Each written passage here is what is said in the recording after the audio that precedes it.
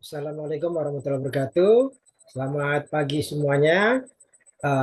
Jumpa lagi dengan saya, Bapak Fahmi Kamal SMM, dosen Universitas Mitra Bangsa dari Fakultas Manajemen dan Bisnis. Apa kabar para mahasiswa semuanya, terutama mahasiswa-mahasiswi Fakultas Manajemen dan Bisnis Universitas Mitra Bangsa? Semoga semuanya dalam kondisi sehat walafiat, tak kurang suatu apapun. Ya. Alhamdulillah, Amin. Pada pagi hari ini kita dapat berjumpa kembali dalam perkuliahan pembahasan. Kali ini kita akan membahas tentang materi yaitu kecerdasan emosional. Ya, langsung saja saya masuk pada materi. Sebentar saya share screen terlebih dahulu.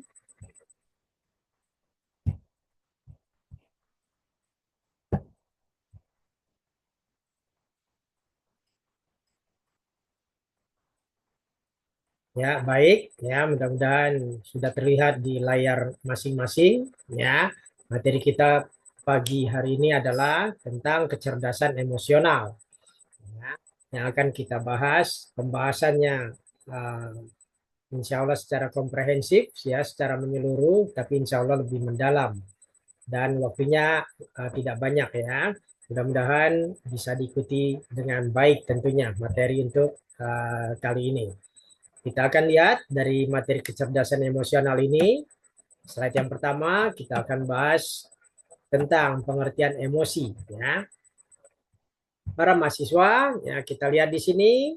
Menurut para ahli, emosi adalah reaksi kompleks manusia terhadap suatu peristiwa ya ataupun situasi melibatkan pengalaman subjektif, perubahan fisiologis dan kecenderungan bertindak. Nah, ini pengertian dari para ahli ya tentang pengertian emosi itu sendiri. Jadi tentunya yang namanya manusia tentunya diberkahi oleh Allah Subhanahu wa taala, oleh Tuhan Yang Maha Kuasa dengan berbagai emosi yang ada. Ya, saat sedih, saat gembira, sangat senang ya. Semuanya itu merupakan gambaran daripada emosi ya yang mungkin saja dialami oleh semua orang. Oxford English Dictionary mengungkapkan setiap kegiatan atau pengolahan pikiran, perasaan, nafsu, setiap keadaan mental yang hebat dan meluap-luap. Nah, ini disebut sebagai emosi. Ya. Lain halnya dengan pendapat dari Daniel Goleman mendefinisikan emosi sebagai perasaan dan pikiran khas, suatu kondisi biologis dan psikologis, serta serangkaian kecenderungan untuk bertindak. Nah, ini berbagai macam pengertian, yaitu dari para ahli, dari Oxford English Dictionary, dan juga pendapat dari Daniel Goleman. Para mahasiswa, berikutnya kita akan bahas, yaitu tentang emosi itu baik atau bagaimana, gitu ya, ada tanda-tanya di sini. Emosi menggambarkan perasaan manusia terhadap berbagai situasi yang berbeda. Nah, ini menurut Atkinson. Emosi di sini adalah motus anima istilahnya. Ya, yang artinya adalah jiwa yang menggerakkan kita, yang menggerakkan tubuh manusia itu sendiri. Suatu keadaan perasaan yang hebat dan meluap-luap, suatu kegembiraan, ketakutan, kebencian, dan sebagainya yang menggerakkan seseorang bertindak lebih jauh. Nah, inilah yang disebut sebagai emosi. Ya, jadi ada gembira, ada rasa takut, ada kebencian terhadap berbagai hal, ya, yang mengakibatkan seseorang itu akan bertindak lebih jauh, ya, bertindak menggunakan apa yang dia rasakan, berlaku sebagai sumber energi, autentisitas, ya, dan semangat manusia yang paling kuat, sumber kebijakan intuitif. Nah, ini ya. Jadi ini berlaku ya sebagai sumber energi, autentisitas dan juga semangat manusia yang paling kuat. Artinya, manusia itu akan bertindak dikarenakan ada yang menggerakkan ya, yaitu tadi karena berbagai macam perasaan yang uh, dia terima atau dia alami ya. Posisi gembira, posisi takut, posisi kebencian ataupun ketika sedih dan lain sebagainya. Ataupun juga perasaan ketika dia merasa lapar. Ketika lapar dia akan makan, ya dia akan ambil apa yang dia mau makan, ya, entah itu nasi dan lauk pauknya, ya, kemudian dia makan. Ketika dia haus, maka dia akan minum. Dia akan ambil gelas, akan ambil air, ya, kemudian meminumnya. Nah, ini adalah emosi ataupun perasaan yang dia alami yang akan menggerakkan seseorang itu melakukan suatu tindakan. Nah, kemudian emosi dasar manusia. Nah, ini menurut pendapat dari Clifford Morgan, ya, dan juga Richard King tahun 1956. Ya, jadi emosi itu merupakan rasa gembira, takut ataupun marah, ya. Nah, ini menurut Richard King, Clifford Morgan dan juga Richard King. Kemudian menurut Atkinson tahun 1983 menyatakan emosi itu merupakan perasaan yang menyenangkan ataupun tidak menyenangkan. Ya, itu yang dialami oleh manusia tentunya. Kemudian Paul Ekman, ya, Richard Lazarus menyatakan emosi merupakan bahagia. Ya, perasaan bahagia, perasaan sedih, perasaan kaget, ya, atau terkejut, ataupun jijik. Ya, jijik itu merasa tidak suka dengan hal tersebut, gitu ya, jijik, ya. Kemudian marah dan juga takut. Nah, ini adalah perasaan emosi. Nah, ini adalah pendapat dari Paul Ekman, Richard Lazarus. Sedangkan Daniel Goleman menyatakan emosi itu merupakan perasaan amarah, kesedihan, rasa takut, ya, ada kenikmatan, cinta, terkejut, jengkel ataupun malu. Nah, ini menurut pendapat dari Daniel Goleman. Ya. Oke, kemudian ya yang perlu kita ketahui bersama, ya, para mahasiswa, berikutnya adalah definisi kecerdasan emosional menurut Cooper. Ya, Cooper menyatakan kecerdasan emosional ini merupakan kemampuan merasakan, memahami, dan menerapkan secara efektif daya dan kepekaan emosi sebagai sumber energi, informasi, koneksi, dan pengaruh yang manusiawi. Ini menurut pendapat daripada Cooper. Ya, kemampuan merasakan, memahami, dan menerapkan secara efektif daya dan kepekaan emosi. Jadi memang setiap manusia pasti punya perasaan. Ya, setiap manusia memiliki rasa sedih, rasa gembira, ya, ataupun juga ketenangan, merasa nyaman ataupun merasa tidak nyaman. Ya, semua itu merupakan sesuatu yang alami yang dialami oleh manusia. Nah, perspektif perubahan makna kata emosi. Nah, ini ya. Kita lihat di sini ya para mahasiswa, adanya konvensional dan juga high performance. Nah, kita lihat di sini konvensional ini merupakan lambang kelemahan ya daripada kata emosi. Ya, tidak boleh ada dalam bisnis ya kata-kata emosi ini ya.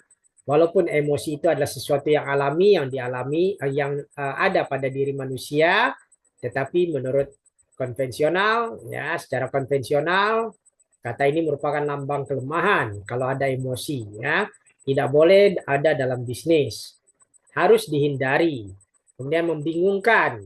Ya, harus dipisahkan. Hindari orang yang emosional. Hanya pikiran yang diperhatikan. Menggunakan kata tanpa emosi. Mengganggu penilaian objektif. Mengalihkan perhatian dan tanda kerentanan. Memang ya, kata-kata emosional ini ya ini cenderung negatif gitu ya. Kenapa negatif? Kalau secara umum ya orang ataupun masyarakat apa namanya berpendapat kata-kata emosional ini adalah berarti dia pemarah gitu ya. Orang yang mudah emosi berarti orang yang mudah marah. Orang yang mudah meletup-letup ya. Nah, ini emosi. Nah, itu ya. Padahal dari kata emosi sendiri sebetulnya banyak hal yang yang terkandung di dalamnya. Emosi tidak hanya ketika marah ya. Nah, ketika sedih, ketika dia menangis, ketika dia gembira, itu juga luapan emosi yang dia rasakan. Tergantung emosinya mau bagaimana ya yang dia rasakan. Nah, ini ya. Nah, itu konvensional. Kalau high performance ya dari emosi ini merupakan lambang kekuatan dari high performance ya. Lambang kekuatan kemudian penting dalam bisnis. Nah, emosi memicu semangat, kemudian memperjelas, nah, harus dipadukan. Mencari orang emosional, emosi harus didengar, menggunakan kata emosional penting untuk penilaian yang baik. Ya, yang baik-baik tentunya ya untuk emosi ini. Memotivasi kita dan membuat kita hidup. Nah, emosi dalam hal semangat. Nah, tentunya semangatnya berarti lebih membara gitu ya. Lebih tinggi semangatnya. Nah, ini adalah kedua hal ya dari konvensional dan juga high performance. Kemudian seberapa pentingkah mengenali emosi? Nah, ini ya. Ya, para mahasiswa sekalian, ya kita lihat di sini. Apakah penting emosi tersebut ya? Seberapa penting mengenali emosi? Berperan sebagai silent language. Nah, ini adalah bahasa diam istilahnya. Jadi kalau ketika marah lebih baik diam. Ya, tidak usah berbicara, ya tidak usah mengeluarkan kata-kata apapun. Ini ya bahasa diam. Berperan sebagai inner moral atau kompas etika dalam bersikap. Nah, inner moral ya, kompas etika dalam bersikap. Jadi ketika kita menyikapi berbagai macam hal, ya maka kita mampu untuk mengendalikan emosi kita. Apakah itu rasa sedih, rasa marah, rasa gundah gulana, ya, rasa senang, rasa nyaman, ya. Nah, disinilah adanya materi atau pembahasan tentang kecerdasan emosional ini. Ya, yang artinya kecerdasan emosional ini kita mampu untuk dapat mengendalikan berbagai macam emosi yang kita alami. Nah, ini ya. Ini ya, jadi bahasa diam, kemudian inner moral atau kompas etika dalam bersikap. Kemudian membantu proses pengambilan keputusan. Dengan adanya kita mampu untuk mengelola emosi, ya maka kita mampu dalam hal pengambilan keputusan. Ya, kita akan berpikir secara jernih, ya, berpikir tidak emosional, ya, kita mengambil suatu kebijakan yang membuat semua orang merasa nyaman, merasa senang.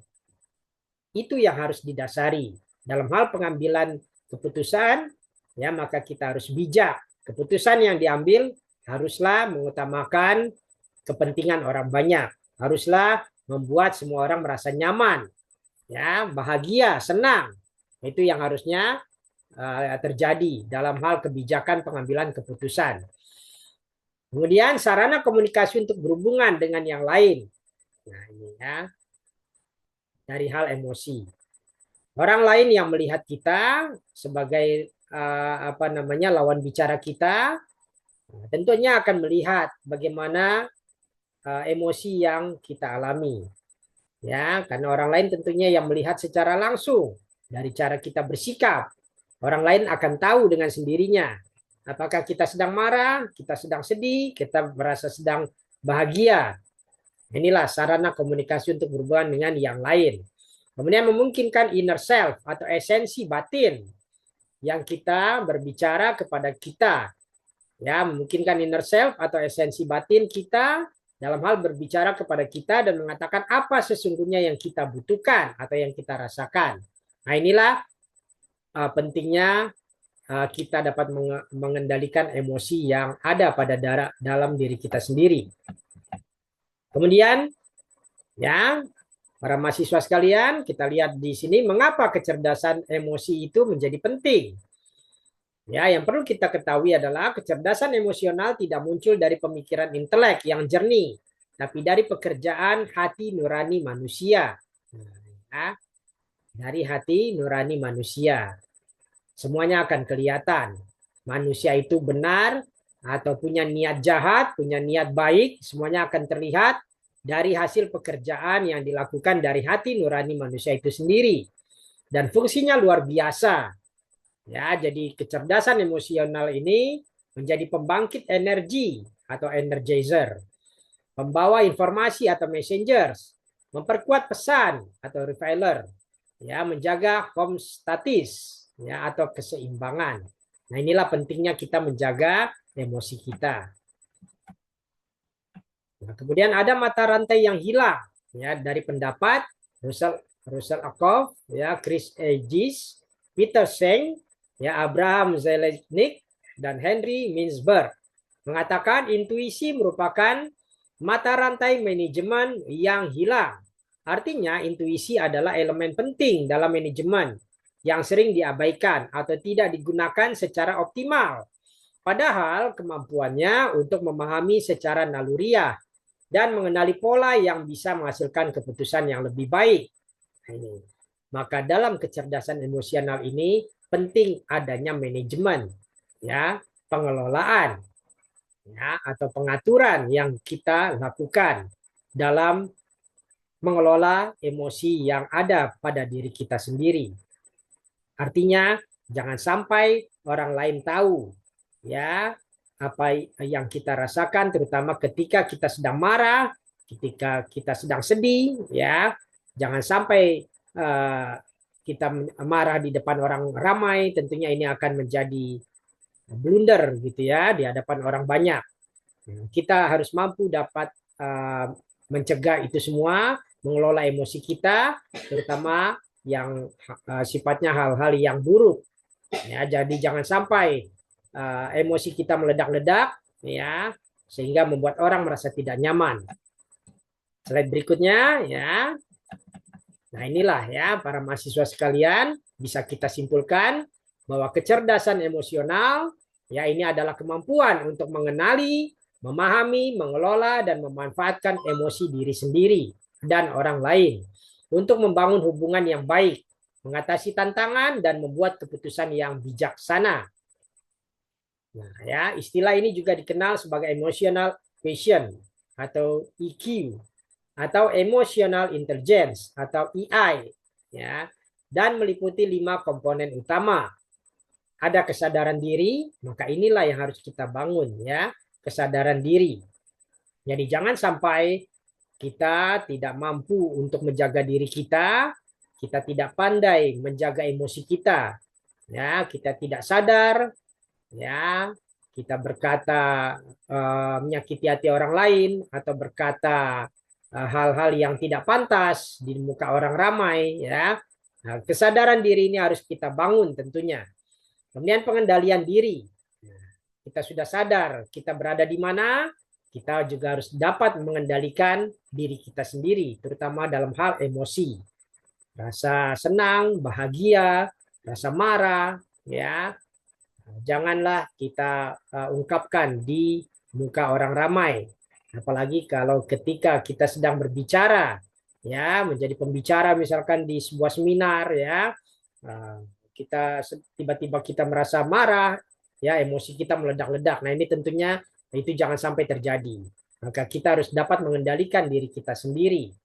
Kemudian emosi juga harus dapat memotivasi diri kita sendiri, ya.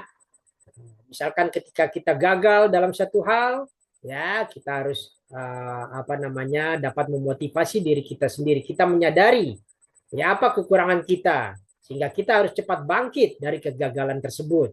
Nah, ini yang namanya emosi dapat memotivasi diri atau kegagalan yang kita alami ya dapat memotivasi diri kita sendiri untuk menjadi lebih baik lagi di kemudian hari nanti. Kemudian empati, ya, perasaan untuk bisa